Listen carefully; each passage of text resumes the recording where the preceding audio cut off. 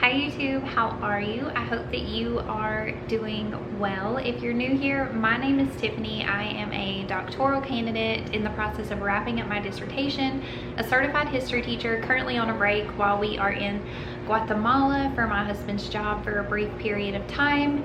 And here on my channel, I talk about teaching history, research related to teaching history, and my specific doctoral journey. Today, I wanted to talk about my experience with my comprehensive exams. So if you are looking into doctoral programs or you are just getting started with yours, hopefully this information will be helpful. So first of all, as with all of my videos related to dissertation and doctoral experiences, they vary depending on your area of specialization, your program, the university that you attend. All of those things have an impact on what your experience is going to be. With that being said, comprehensive exams, to my understanding, are pretty standard across most doctoral programs, so you will probably encounter them.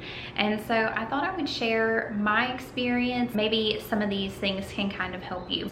Now, if you don't know what comprehensive exams are, in a doctoral process, what happens is you typically have some coursework. And as you're going through these coursework, you're collecting readings, and it can be related to your research area, or in some cases, it will just be a general accumulation of knowledge as you go.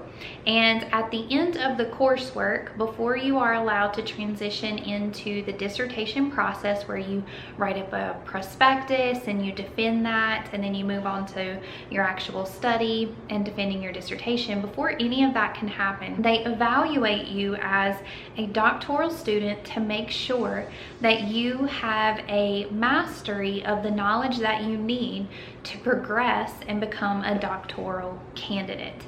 Now, these exams can be written, they can be oral, or they can be both. Mine was both. And the way that I know some programs work with their comprehensive exams is you would have a very big reading list. It could be related to your research topic in your area of specialization, or again, it could be just a general overview. You are assessed on your knowledge and your grasp of those readings and the topics that they covered. For my program, I was expected to have a strong grasp on the area that my research would center. So what that looked like for me was, instead of having to have a mastery over all educational theory and educational research, I specifically was asked to write about critical feminist theory, which is the theoretical framework for my study, qualitative research, instrumental single case studies, because that's the design that I was using. And then I also had to give a background about why the research topic that I was selecting was important. Why did it matter? And if you're saying that sounds a lot like chapter 1, parts of chapter 2 and chapter 3, you are correct. So my comprehensive exam, I had 2 weeks that I was given to sit down and basically write chapters 1, part of chapter 2, and chapter 3. Now, it did differ slightly in that I didn't write a full chapter 2. It focused on the theoretical framework. So it was basically explain that you understand the events surrounding this topic, why this topic matters, how it's relevant to the area of research, give a history overview, how it evolved, how it applies to this study in chapter 2 for the theoretical framework. And then for chapter 3, I had to give a history of qualitative methods, the pros and the cons. And then I got specific into case studies, and then I had to explain thoroughly how this connected to the problem I had identified, the theoretical framework, and the study that I wanted to conduct. Basically, the way that my program set it up is they wanted to make sure that I had a strong grasp on using the skills that I had gained in the program to apply it to my area of interest for my research. So in those 2 weeks, we were required to have about 20 written pages per question. So the comprehensive written exam had 3 questions, and they aligned to the 3 areas I just described. We had to have at least 20 pages for each, and then there was a set amount of references that we also had to use. Once we were given this topic, again, 2 weeks, mine came out to about 80 or 90 written pages, not including the cover or the sources for each one. And so, you know, that involved a lot of research to get all of that done. Luckily, this is something that I knew was coming and that I had been working towards the entire program, because I had solidified my research topic earlier on. And so it was just a matter of finding more resources, making sure the resources that I had found earlier were up to date, a lot of sourcing out experts, particularly when it came to critical feminist theory. So a lot of what I wrote was based in Bell Hooks and Angela Davis, Patricia Collins, Kimberly Crenshaw. There were a lot of women who were voices on this topic, but I needed to expand beyond just the theoretical and into the research. And so mine ended up being a detailed history of how critical feminist theory came into existence and how it has evolved over time, which is something I really enjoyed writing about. That was my comprehensive written exam. In some ways, I'm really glad about the comprehensive exam style that I had, because then I took all of that work, and when it was time to write my proposal, I had a base of things to pull from. Now, they weren't written exactly like chapters 1, 2, and 3, so I did still have to write a proposal, but the general ideas that they had asked me about and the rubrics that they had asked us to use were very much connected to the chapter 1, 2, and 3 rubrics. And so it really gave me a place to base my work off from, and to me, it makes sense. That really tested our ability as researchers to locate what we needed. They weren't just going to give us a list of books or things to read. So I found that to be really helpful, and it built me up for the next step of the process. And again, the point of comprehensive exams is to make sure that you can transition from being just a doctoral student to being a candidate who can conduct strong, ethical, meaningful research in your chosen area of focus and produce things of value. And I think the comprehensive exam showed that within my area of focus, I can do that. And so it made sense then to transition on to the dissertation phase. So then after that, we had to give that to our committee. They had 2 weeks to go through it and pull it apart. And for your committee, you typically have 3 members. You have someone who focuses on just the overall, and that is your chair. You have a content specialist and a methodologist, and they each kind of focused in on a section and really pulled that apart. They prepared questions and critiques for my oral exam, and so I had to log into Zoom, and they sent questions at me, and I was expected to be able to respond to those regarding the literature that I had selected, the methods I had selected, the way that I supported that, the articles that I used to support that, as well as the text. And a big part of my oral exam was about my theoretical framework, and did I really know the history? Did I really understand the constructs? Did I really understand the writings of the people that this theory was based in? And could I truly justify using that as a lens for the research that I wanted to conduct in the future? The biggest thing, if your comprehensive exam mirrors mine, is really dive into your theory and know it backwards and forwards. That was really helpful to me, that I was already really passionate about critical feminist theory, so actually getting the chance to talk about it was something I enjoy.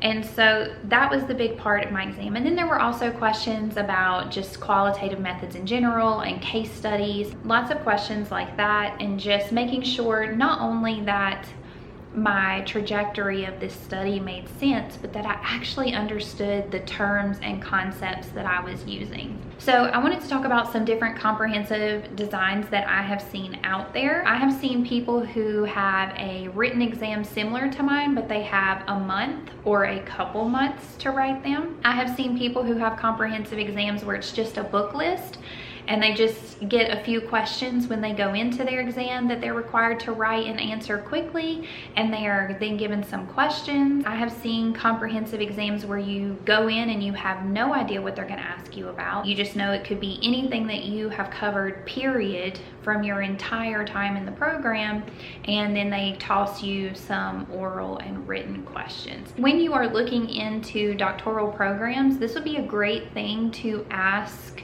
your advisor or to look into, and just say, hey, so what is the structure of the comprehensive exam process like in this program, and learn more about that.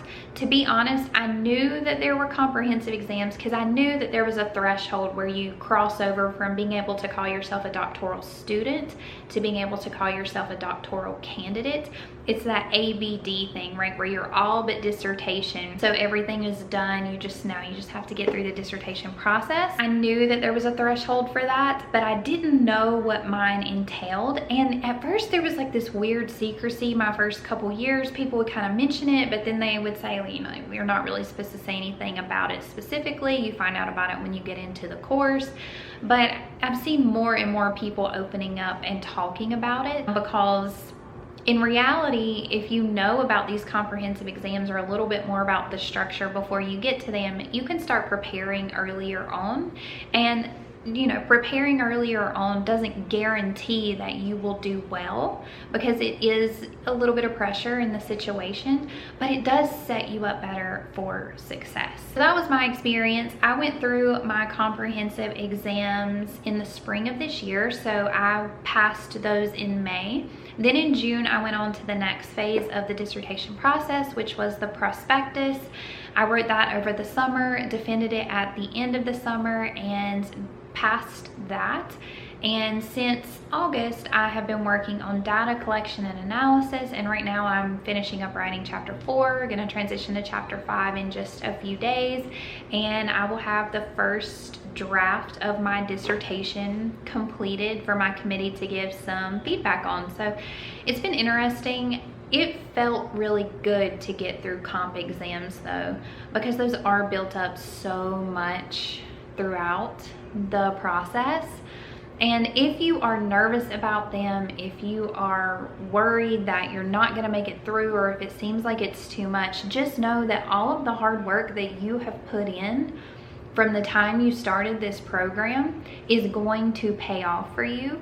Make sure that if you know the readings that you need, like I knew I needed to know a lot about critical feminist theory. So I had been sourcing books and articles and preparing and reading and keeping track of those in a Google Sheets where I had it organized by topics and by authors. I had been doing that for over a year by the time I got to my comprehensive exam. So while I had a lot to write, and maybe I wasn't 100% certain on the prompt, I knew my stuff in relation to the general overview of what the comprehensive exam process would be. So if you know that yours is going to be that you need to be able to pull from 150 books that you have to read, start that process as early as possible. If you have some kind of choice like I did, where it's not just memorization, but you pick your area and you pull your own articles and books and master this topic, make sure you have selected something for your dissertation that you're passionate about, because it is a long process and you do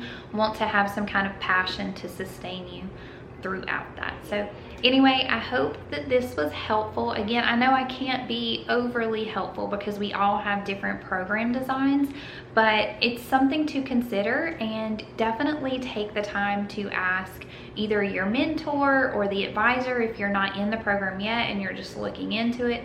Ask or talk to former students and just be like, just in general, what was the comprehensive exam process like in this program? I will see you in the next one. Don't forget to like and subscribe if you found this helpful or interesting, and I'll see you later.